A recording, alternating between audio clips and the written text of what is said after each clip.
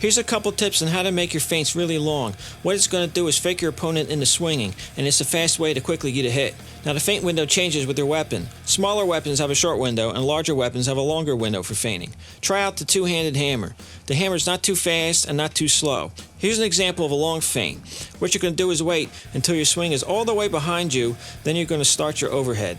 Now adjust your camera so you clearly see the hammerhead in your backswing. The position of the hammerhead is your cue. Now, this is about the area where you would want to press the overhead button. And this is about the area where your backswing stops. If I put the pictures side by side, the top one's the peak of your backswing and the bottom is where you're going to press the overhead button. If you do a slash followed by an overhead, you're really close. Try pressing the overhead button a little sooner. And for an extra long feint, make your overhead a heavy swing.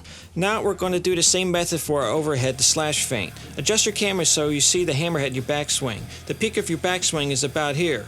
And you're going to press the slash button about here, about mid-torso. This might be a little harder to do. For a stab to overhead feint, look at your right arm, focus on your right shoulder and elbow. You're going to use those to trigger your overhead. Unfortunately, there is no real good visual cue here. I'm going to slow this down a bit. You see how your right shoulder forms a straight line with your elbow? This will be the peak of your backswing.